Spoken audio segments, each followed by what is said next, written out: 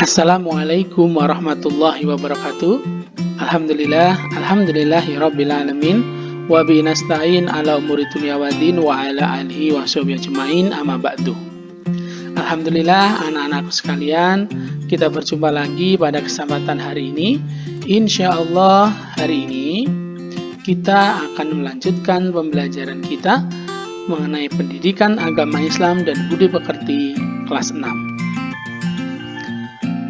Kita akan melanjutkan pelajaran yang ketiga, yaitu indahnya nama-nama Allah Subhanahu wa Ta'ala.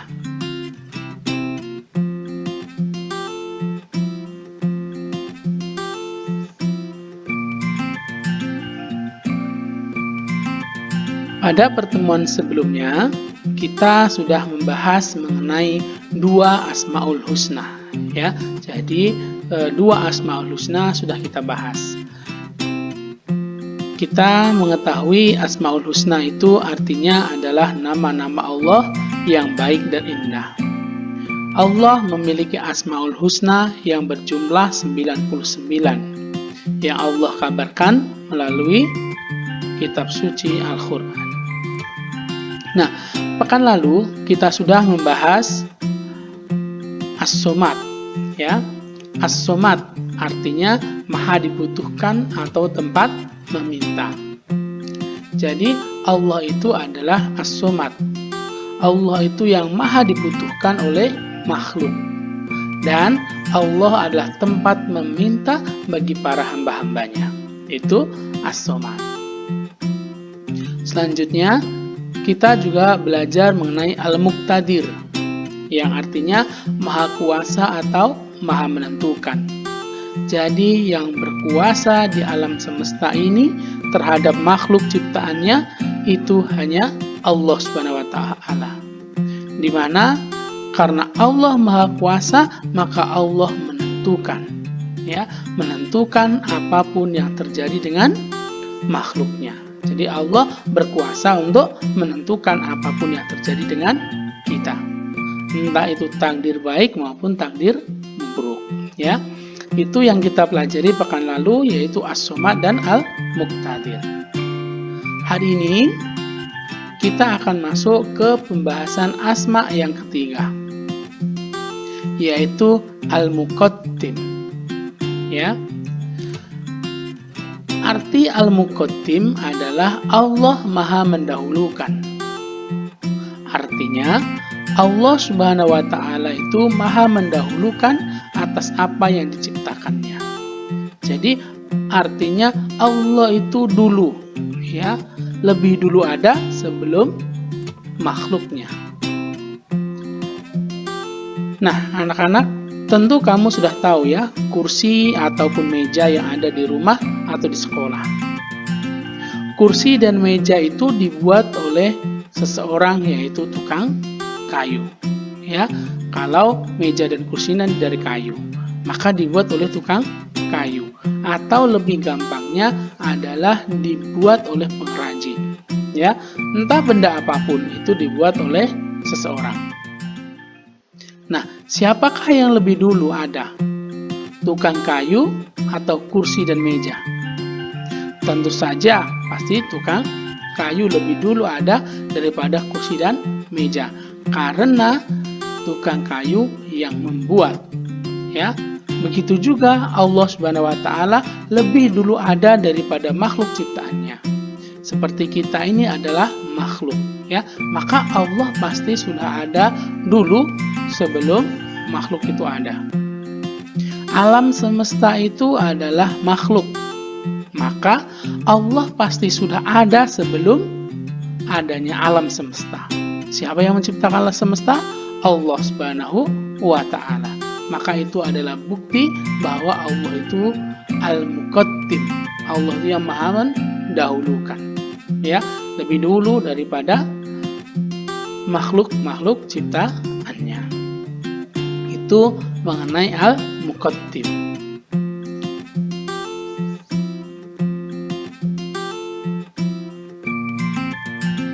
Nah, bukti pengakuan kita atas sifat Al-Muqaddimnya Allah yaitu yang pertama, dalam berbuat kebaikan hendaknya kita lebih dahulu melakukan.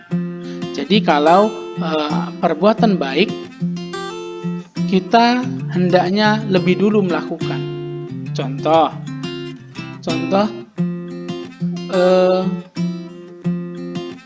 bersedekah. Ketika kita menyarankan orang lain untuk bersedekah, maka kita harus bersedekah terlebih dahulu. Itu adalah contoh bukti pengakuan kita atas sifat al-muqaddim, jadi mendahulukan.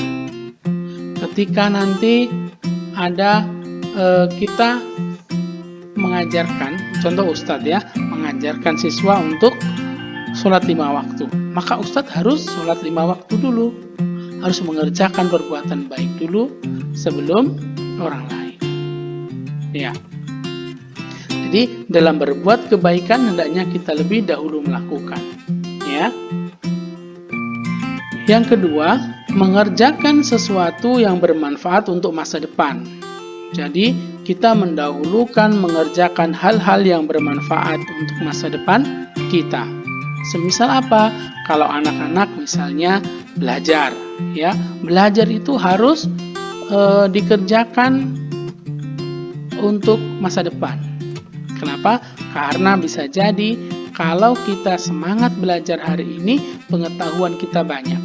Maka di masa depan, karena kita banyak pengetahuan, maka bisa jadi hidup kita lebih mudah.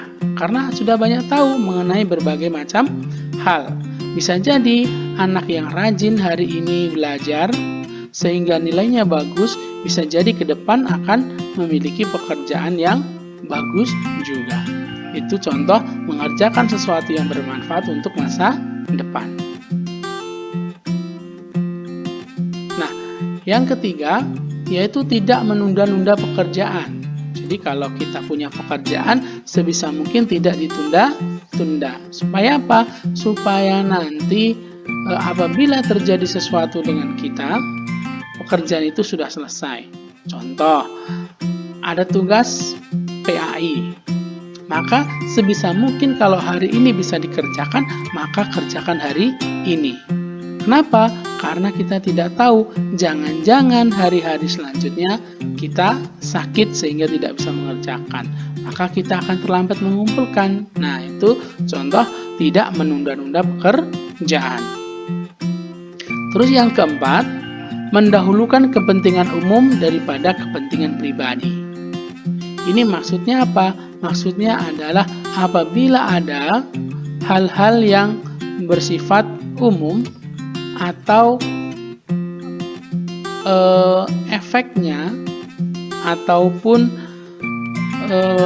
masalah ini berkaitan dengan kepentingan umum, maka itu harus kita dahulukan daripada kepentingan pribadi. Ya, contoh ya, contoh kita senang mendengarkan musik, itu kepentingan pribadi, maka kita mendengarkan musik. Tapi ternyata di sekitar kita, di lingkungan kita, tetangga kita, itu ada orang, bisa jadi ada orang yang sakit, bisa jadi ada orang yang bekerja, dan lain sebagainya. Maka ketika kita mendengarkan musik tidak boleh keras-keras. Kita harus mungkin dengan headset, supaya kita saja yang mendengar, itu contohnya. Maka itu mendahulukan kepentingan umum, supaya kegiatan pribadi kita tidak mengganggu orang lain. Ya, contoh lagi, anak-anak senang bermain, ya, bermain. Tapi harus tahu juga waktunya. Contohnya di siang hari. Siang hari kalau bisa istirahat, karena banyak orang istirahat. Maka anak-anakku jangan bermain ketika waktu istirahat. Contohnya bermain bola yang menimbulkan suara-suara yang mengganggu. Maka itu namanya mendahulukan kepentingan umum daripada kepentingan pribadi. Jadi orang lain kita pikirkan daripada kesenangan kita sendiri. Itu contoh bukti pengakuan kita atas sifat al-muqaddim. Ya, itu pembahasan kita mengenai al-muqaddim. Selanjutnya kita masuk ke asma yang keempat, yaitu Al-Baqi. Al-Baqi artinya Allah Maha Kekal. Kekal itu maksudnya apa? Kekal itu tidak akan pernah rusak, tidak akan pernah mati, akan ada selama-lamanya. Jadi selama-lamanya tidak berubah, itu kekal. Ada peristiwa gunung api yang meletus, banjir bandang, banjir dan kebakaran yang merusak lingkungan. Hal itu menandakan segala sesuatu di atas bumi ini tidak kekal atau rusak. Jadi semua yang ada di bumi ini atau makhluk itu bisa rusak. Gunung api bisa meletus, seperti Gunung Krakatau ya. Kita lihat di berita, Gunung Krakatau itu awalnya besar, tapi karena terjadi letusan, akhirnya gunung api meletus dan hancur. Akhirnya bisa jadi Gunung Krakatau itu hilang lagi, nanti akan tumbuh lagi dan seterusnya. Maka itu contoh bahwa gunung yang sebesar itu pun tidak kekal. Sedangkan Allah Subhanahu wa taala itu Maha Kekal, ya. Maha Kekal, jadi tidak akan pernah rusak, tidak akan pernah mati. Manusia juga tidak kekal. Lihat saja proses manusia dari lahir sampai dengan meninggal. Itu contoh tidak kekal. Kenapa? Karena terus berubah. Kita dilahirkan dalam keadaan bayi yang tidak bisa apa-apa. Kemudian kita bisa merangkak, kita bisa berdiri, kita bisa berjalan, akhirnya kita sekolah. Selesai sekolah kita bekerja, habis itu kita menikah, habis itu kita nanti semakin tua dan mati. Maka itu tandanya kita tidak kekal. Kita mempunyai barang, contohnya pakaian.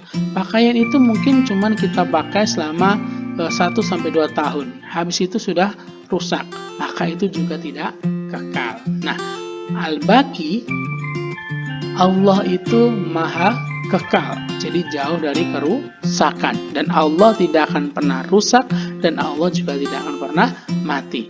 Maka Allah akan ada selama-lamanya. Maka Allah itu Al-Baqi, atau Allah itu kekal.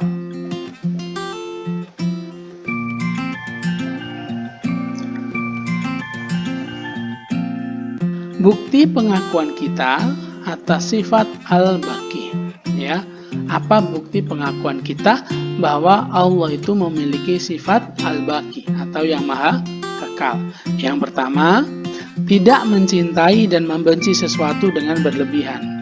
Jadi kita disarankan atau diajarkan oleh Rasulullah SAW untuk tidak mencintai dan membenci sesuatu dengan berlebihan. Jadi sewajarnya saja. Contohnya, kalau kita membenci seseorang, contohnya teman, gara-gara kita bermain, kita ada kesalahan sedikit, akhirnya kita membenci teman kita karena bermasalah tadi waktu bermain. Maka benci kita kepada teman itu tidak perlu berlebihan. Ya sudah, benci gara-gara masalah itu sudah. Tidak perlu berlebihan sampai timbul fitnah dan sebagainya. Akhirnya membenci selama-lamanya. Kenapa? Karena bisa jadi seseorang yang kita benci hari ini akan menjadi orang yang paling kita butuhkan nanti di waktu depan. Dan juga bisa jadi orang-orang yang kita cintai hari ini, orang-orang yang kita senangi hari ini, ke depan bisa menjadi orang-orang yang kita benci. Maka dalam mencintai dan membenci sesuatu tidak boleh berlebihan. Jadi biasa-biasa saja, tidak suka, tapi tidak berlebihan. Yang kedua, memperbanyak amal ibadah kepada Allah Subhanahu wa taala. Jadi bukti pengakuan kita bahwa Allah itu kekal, maka kita memperbanyak amal ibadah kepada Allah Subhanahu wa taala. Kenapa? Tubuh kita, jasad kita bisa rusak, tapi amal ibadah kita kepada Allah Subhanahu wa taala akan Allah catat nanti dan akan bermanfaat bagi kita hingga nanti yaumul kiamah. hingga di akhirat nanti amal ibadah kita akan bermanfaat, ya. Meskipun tubuh kita sudah hancur, maka amal ibadah kita tetap akan ada di sisi Allah Subhanahu wa taala. Yang ketiga, menggunakan waktu sebaik-baiknya untuk beramal soleh.